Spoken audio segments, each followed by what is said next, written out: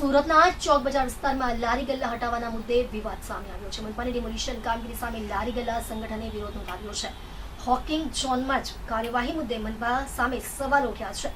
નાસવીના પ્રતિનિધિ શબ્બીર ચાવવાલાએ ગંભીર આક્ષેપ કરતા કહ્યું કે મનપા દ્વારા સ્ટ્રીટ વેન્ડર્સ એક્ટ 2014નું પાલન કર્યા વગર કાર્યવાહી કરવામાં આવી રહી છે। લારી ગલ્લા ધારકોને હટાવવાનો પ્રયાસ થઈ રહ્યો છે। સંગઠને જણાવ્યું કે જમીનની માલિકી અંગે પણ સવાલો છે। આ જમીન કોની છે તે અંગે દસ્તાવેજો સાથે કલેક્ટર અને મનપા સમક્ષ રજૂઆત કરવાની તૈયારી છે।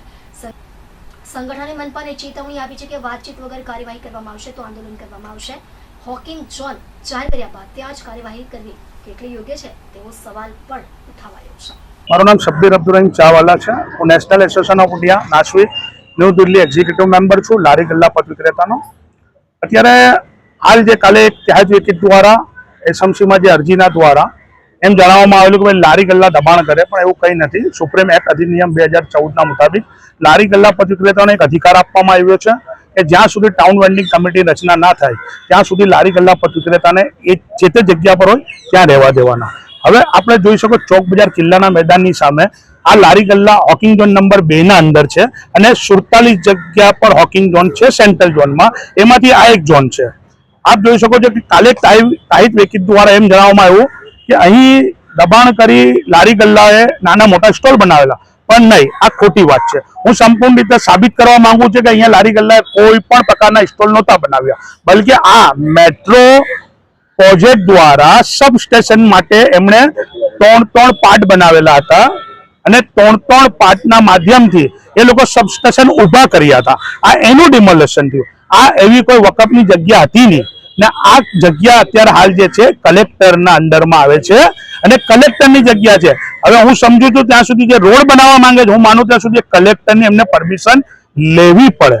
હવે અત્યારે એમણે કાલે જે દરગાહના માધ્યમથી એમણે કીધું કે અહીં વકફ પ્રોપર્ટી, સોરી, વકફની પ્રોપર્ટી નહીં, તાહિત વેકીત જે છે એ મીડિયાને પણ ગેરમાર્ગે દોરવાની કોશિશ કરી રહ્યા છે, પ્લસ કે એસએમસી અધિકારીને પણ ગેરમાર્ગે દોરવાની કોશિશ કરી રહ્યા છે। અને આ રીતે જો એસએમસી અધિકારી એમના કહેવા પર સ્થળ પર આવીને જેમ ભાવે તેમ ડિમોલેશન કરવાની કોશિશ કરશે તો નાસિરનગર જેવો વાક્યો અહીં ચોક બજાર રાજાવાળા વિસ્તારમાં પણ બનશે। કેમ કે અમારા પાસે સંપૂર્ણ રીતે સંપૂર્ણ ડોક્યુમેન્ટ છે। લારી ગલ્લા પદ વિક્રેતાના જેટલા પણ અધિનિયમો છે એને પહેલા વાંચી લેવા જોઈએ।